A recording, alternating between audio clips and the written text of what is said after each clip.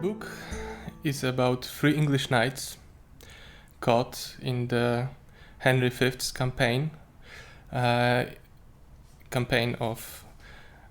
1415 that ended, or well, maybe the breaking point of which was the Battle of Azincourt.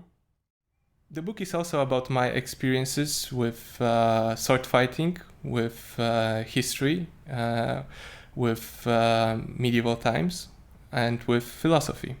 These are the main points at which I focused and which are there. So the history is in the background, and the story and adventure of those three knights is in the foreground. Main characters, I would say, are three English knights. Now, although it's it's worthwhile to point that there's one more character that is quite important, but I'm not gonna tell you more about this particular character, because he's not there from the beginning, and it's better that he's left as an unknown. Our Baron of Pitchfork is of greater house of Neville. So he's quite a prominent figure and really good at being a knight. He's got great fighting skills. He's got great riding skills.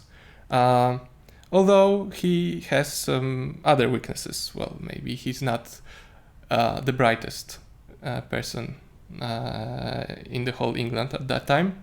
And fortunately, he's in a good company of his uncle, Sir Ralph Neville. Now, Sir Ralph is a character based on a certain living person. It's okay, the person is quite aware of him being the model for that character. And of course, he's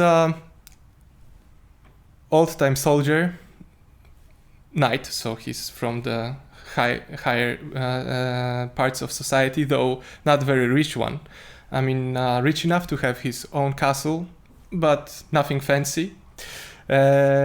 He's rather one of the lower ranked knights that accompanied Henry V in his campaign. He is also quite typical in a sense.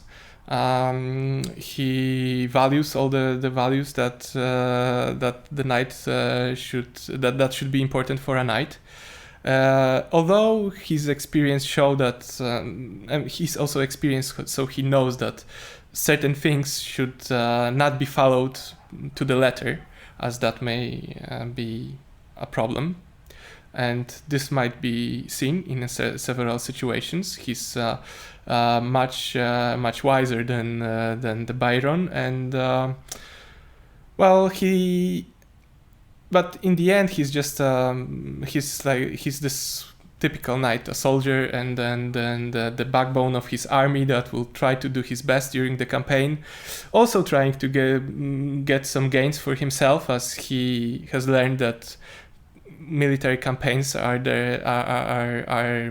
an opportunity for him, and they are either opportunity to earn something or an opportunity to die. So he tries to make the best so that it turns out that he actually gains something and not loses his life.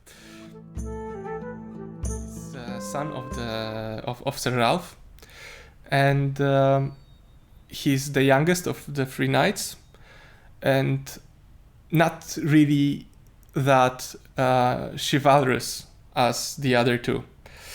He's not that great at sword fighting, and he's not at ease with the whole idea of knighthood. He would rather study philosophy at Cambridge, and he cannot, because he's the first son of his father.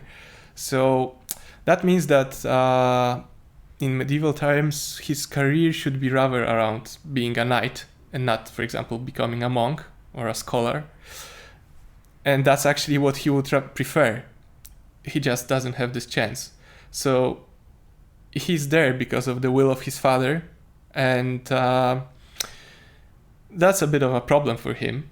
But, well, in the end, it turns out that he fits quite well, and that his skills and his scholar insight might prove useful. So I started writing because I wanted to very much. There was a lot of experiences that I would like to share, a lot of thoughts about medieval times, about swordsmanship, about the characters that I started to conceive, about philosophy a bit, and so everything that was around me at the time of writing.